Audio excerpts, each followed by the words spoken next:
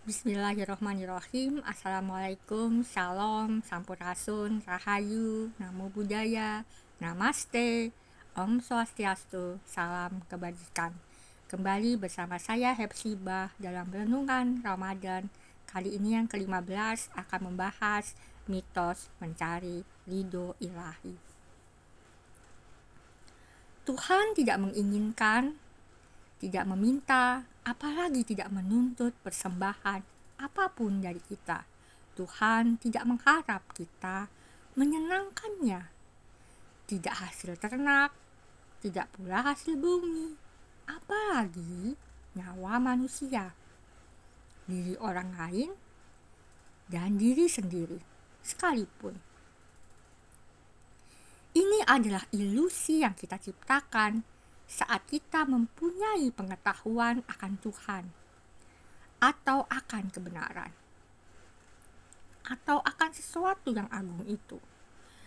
Selama ini kita telah dibelokkan oleh pohon hadaat, oleh berbagai pohon hadaat atau pohon kuldi untuk memahami mitos-mitos seperti mitos Idul Adha, mitos Binta Yefta, anak perempuan Yefta,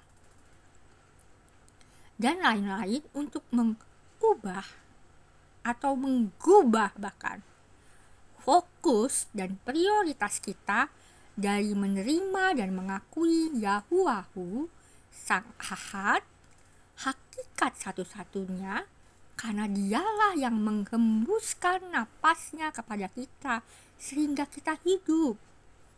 Dan sehingga kita berdaya. Sampai saat ini belum ada penemuan sains yang memecahkan misteri akan napas ini. Pohon-pohon hadaat menggubahnya sehingga kita merasa perlu untuk menyenangkan Tuhan, mengejar ridho Tuhan. Ridho ilahi atau ridho Tuhan tidaklah dicapai melalui persembahan-persembahan itu, melainkan kesatuan utuh di dalam tatanannya, meliputi tatanan keadilan ilahi pula. Maka itu tidaklah dapat dicapai tanpa memelihara syariat yang disebut Al-Furqan atau Dekalog. Kita tidak dapat menghindari, menghapus, atau meniadakan dampak dari setiap karma. Baca karma artinya adalah perbuatan. Jadi kita tidak dapat menghindari, menghapus, atau meniadakan dampak dari setiap karma apapun itu.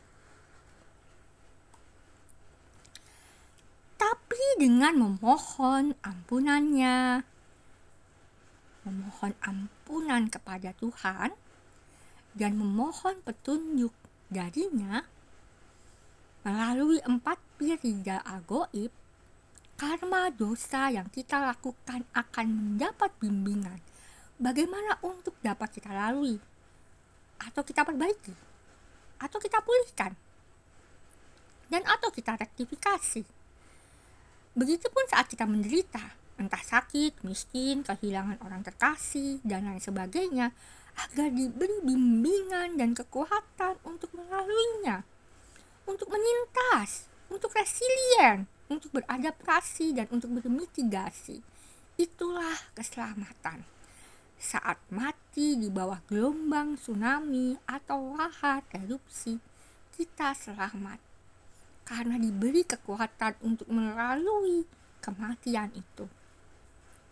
Bukan selamat soal hidup atau tidak alami nestapa di dunia dan di keadaan jasmani kita, bukan. Itulah taslim, sebagaimana sila pertama Dekalog, akulah Yahuwahu, Gusti Allahmu. Dengan menyaksikannya maka kita mengalami ridho ilahi, yaitu menyaksikan Tuhan telah menghembuskan napasnya kepada raga dengan nafs kita sehingga kita hidup dan berdaya. Dan itu tanda kepercayaan dan keyakinannya bahwa kita mampu dan layak menjadi manusia. Apapun kondisi jasmani dan lingkungan kita, itu adalah dua hal sekaligus privilege. Apa itu?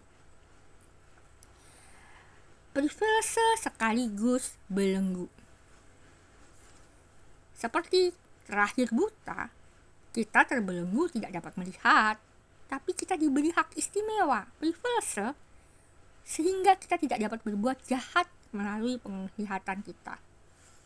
Dan kita juga memberi kesempatan kepada manusia lain untuk menjadi caregiver kita. Dengan begitu jadilah kita seorang caregiver pula, memanusiakan manusia dengan keadaan kita, dan seterusnya. Maka persembahan kita padanya adalah kehidupan kita seutuhnya sebagai manusia, bukan kematian siapapun dan apapun.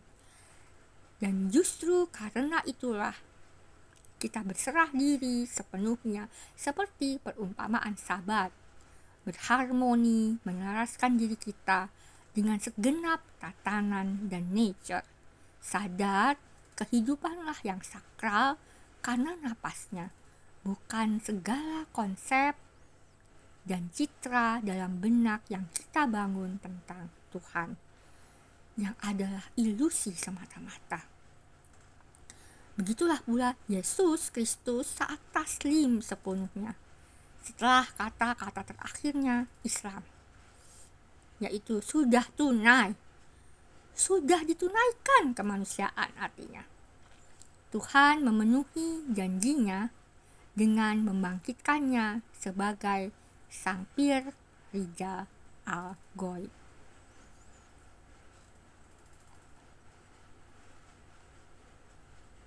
Sampai jumpa pada renungan Ramadan berikutnya. Semoga ada masa, nafas, dan kemampuan saya untuk itu.